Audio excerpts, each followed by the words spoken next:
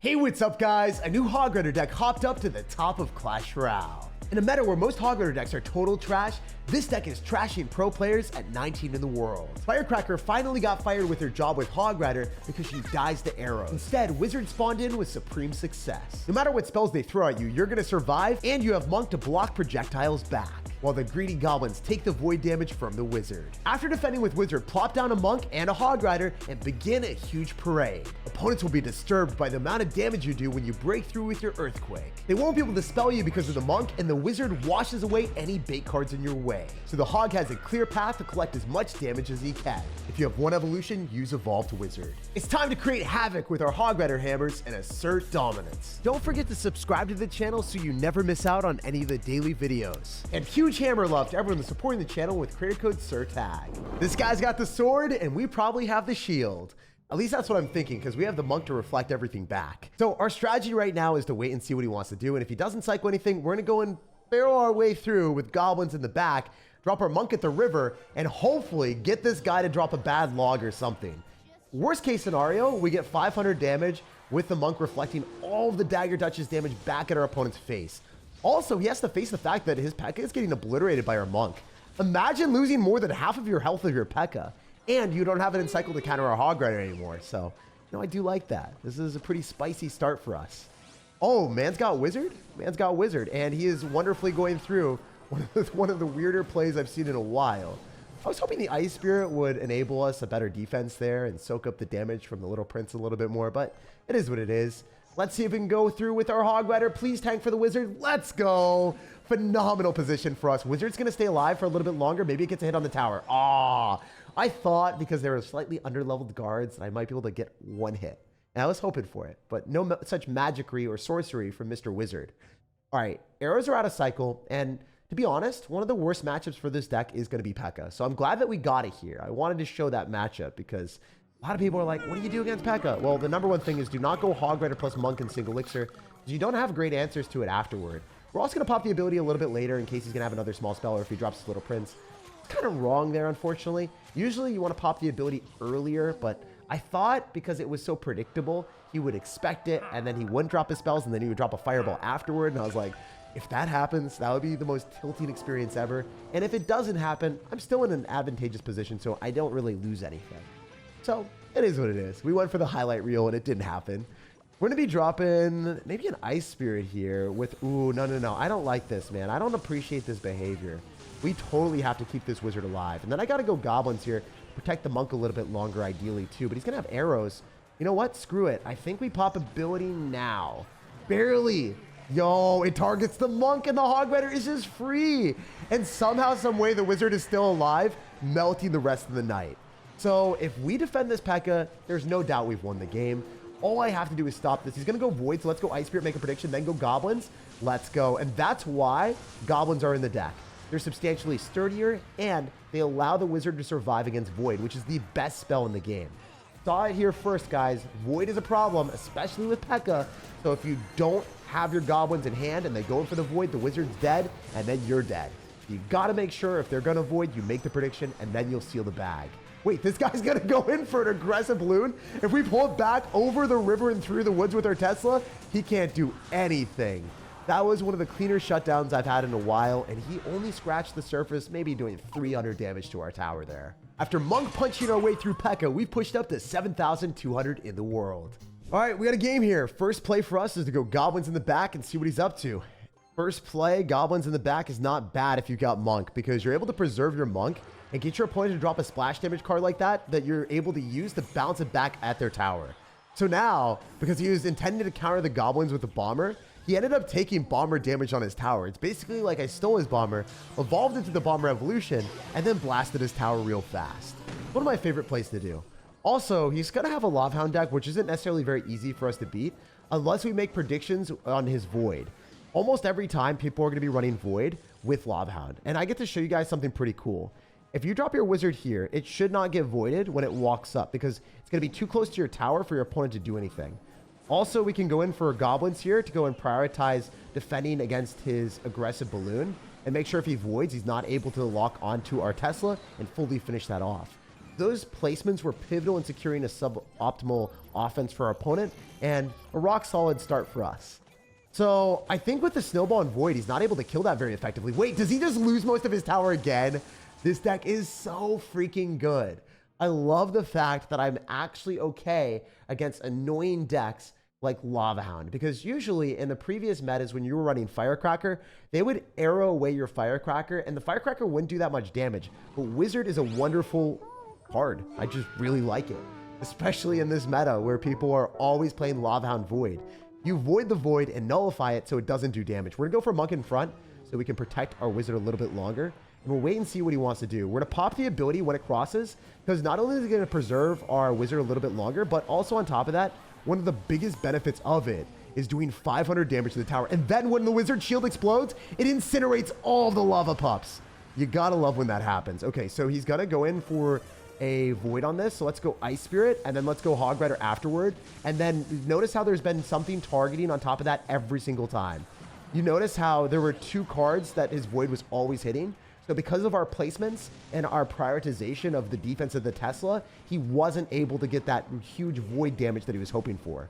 Now we can go in for a Monk, cross the river, and then see what we can do after. Oh, he blocked it. No way! The Valkyrie pulled it in. Yo, that's actually awesome. I love it. I love it. That's so funny. And then we go Goblins, make the prediction again, and we're already back to another Tesla if we want to test the waters with that. As you guys can see, we got this game on lock. He might get 1 balloon hit, but he doesn't even get that. We're going for a Tesla up top so he doesn't get value with the Evo Bomber. And another dominant display for this Hog Rider deck.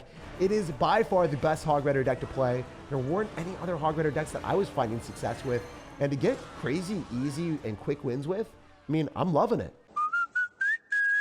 And we're hog cycling our way up the leaderboard to 5,500 in the world. Hey, Emmanuel, what's up? So our strategy here, Hog Rider, whenever we get the chance, because it's in our starting hand, definitely want to go opposite lane. We're gonna drop our Hog Rider on the right-hand side. He cycles the Skeletons. I thought he would cycle something else bigger, but he didn't. Ice Spirit, jump on the tower, please. Oh man, we still got 500 damage, so I'm feeling pretty good about this positioning. Also, we can go in for a Wizard if we want to. I think it's better to cycle the Evolution. We're dropping our Wizard in a spot that can't get voided.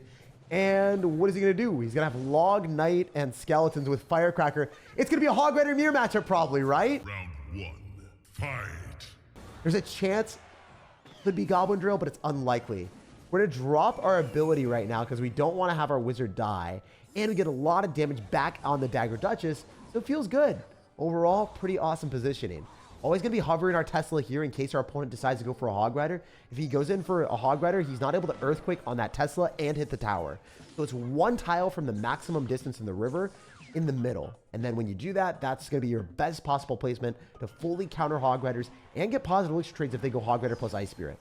So we're going to go Hog Rider Ice Spirit and see if he does a similar strategy. And he drops his suboptimal placement.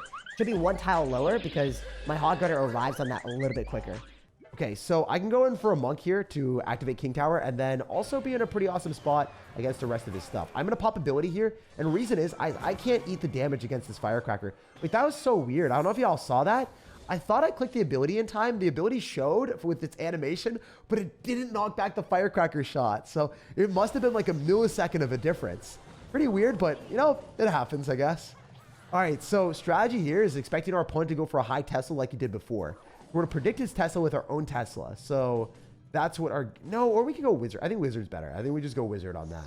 Go for Wizard in the middle. Predict the Tesla. Nice. And now our Wizard stays alive.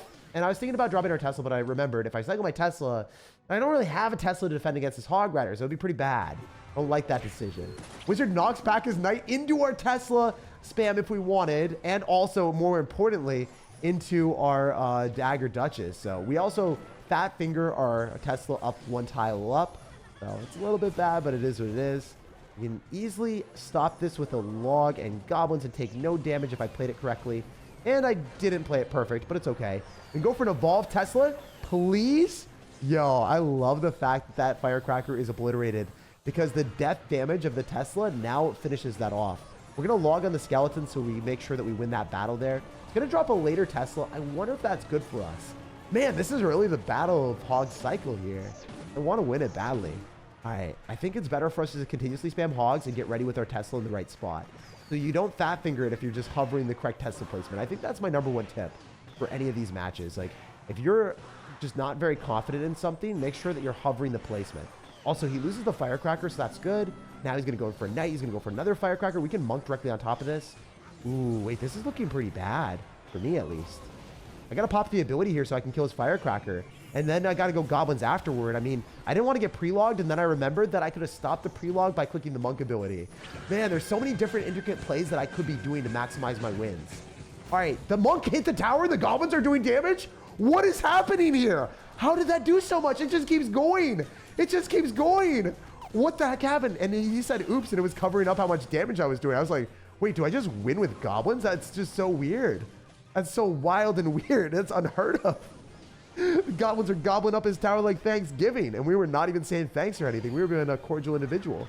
All right, we're gonna wait, have the monk pop through. The firecracker is gonna finish itself off. We did 500 damage with the monk ability, and now we can just earthquake cycle at this point. So strategy for us is obviously go Tesla on his Tesla, because his Tesla is targeting our monk, so we can win that interaction, make sure that we still have the Tesla pre-planted, so we can't Hog Rider while we begin our earthquake cycle like a madman. GG, my guy. That was a super fun game, and I can't wait to continue to ride up the leaderboard and ride on to the next match. All right, we got a game against someone with the Squad Busters banner. So first play for us is to go in for the Hog Rider if we get a good opportunity. If he cycles anything in the back, you already know we're gonna try to go opposite side. Unfortunately, he drops the knight in the same side. Really interesting fisherman, but I want to highlight why he did that fisherman. If you end up dropping your fisherman near the king tower and you try to activate king tower with the fisherman, guess what happens? You don't get to activate king tower with the fisherman into the dagger duchess. The dagger duchess kills the Hog Rider so freaking quickly. Oh my gosh. Guy's just spamming all of his elixir like a savage. Stop it. As long as we target the balloon with both of our towers, we're okay. Or if we're able to kill all of his cards quick enough. Tesla placement wasn't able to allow us to get both towers on top of the aggressive balloon there, but man, gonna be a weird game. Gonna be a wild adventure playing against someone with a balloon giant deck. So in this matchup, it's important for us to try to protect our wizard as much as we can. And the best positioning is our wizard here. If we ended up dropping it near our tower, our opponent can't void on top of the wizard and the tower, because if they do, then they're not gonna be able to hit everything that they want, because they lock onto the tower instead of hitting just the wizard by itself. That wizard placement is optimal until it wanders up a little bit more. Now we're gonna go for the monk just to protect it so he can't go in for a void on top. Also, we're gonna pop the monk ability so then the wizard is gonna get protected for a little bit longer. Also, the monk will not get pulled by the fisherman, enabling us to get a lot more damage on the giant. So in this particular positioning, I think it's better for us to go for Tesla here. And the reason why I do that is it's going to stop the knight, and it's also in a perfect spot to be able to finish off balloons that are aggressive. If the guy goes balloon other side, we Ice Spirit and we drop our wizard in a spot that he's not able to void. That's what our strategy is. Also, Tesla is pretty good for us, but the best thing for us to do right now is to be spamming on offense when our opponent has the suboptimal card cycle of not having his fisherman in hand. Fisherman fully shuts down the Hog Rider if he drops it in the middle with the Dagger Duchess, but hasn't been doing that correctly, has he? All right, so again, we're going to drop our wizard here in the right spot, and then we're going to go goblins, and then we're going to go for Evo Tesla to pull back the balloon and minimize the amount of damage potential that he has. He's going to void directly on top of the Tesla, and we're totally chilling. Because of the quick card cycle with this deck, having Ice Spirit, having the goblins, and then also Log, you're able to make those type of marvelous plays and not lose in situations that you should. Oh, the wizard's on the tower! That's awesome. That's what I'm talking about. We destroyed and melted his wizard with our superior fire, and then our firepower melted down the tower.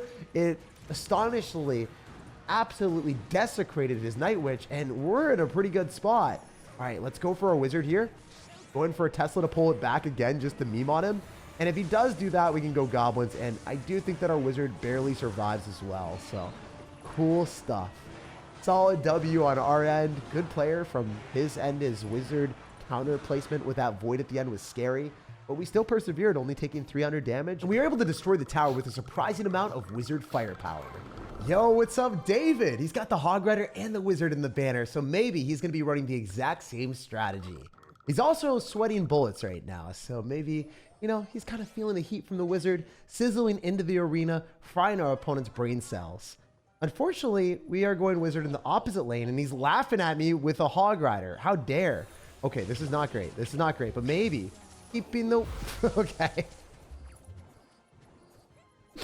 I had dreams and memes and ambitions of keeping the wizard alive, and then he just died on me like that. Pretty bad play on our end, but hey, it happens. Gonna go and pop the monk ability when we get to go and pull the fisherman in. Let's go. That's it.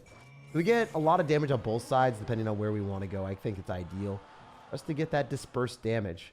So also, no fisherman in cycle means it's obviously optimal for us to go for the Hog Rider here and see if we can get some more value. Pre-planting the Tesla and then immediately go in for goblins to hopefully catch his void, which if it doesn't happen, it is what it is. He's still going to lose the giant without dealing that much damage to our tower. And I can get a monk down here on the right-hand side to stop that. Ooh, wow, the giant was ready to punch me again. I was like, oh, it's not that much damage. That would have been a lot of damage if you got one more hit.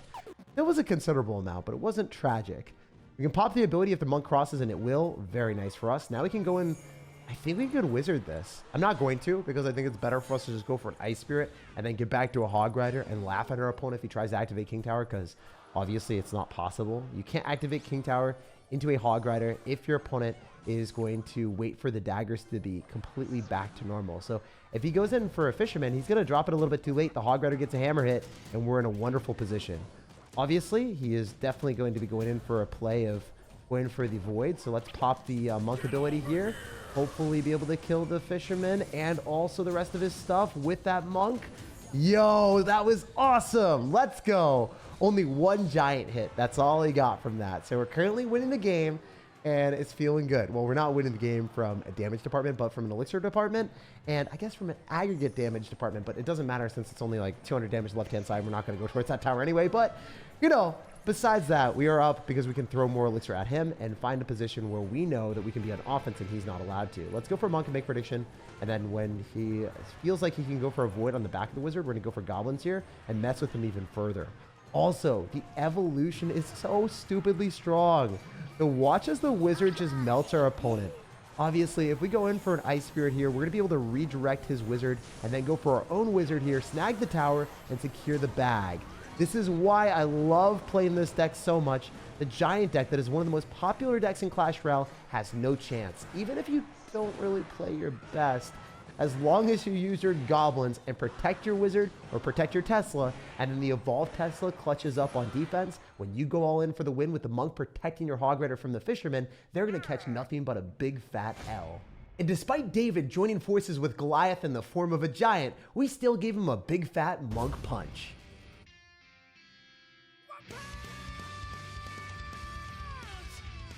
Hammer the like button, subscribe for more daily content, and enjoy the rest of your day.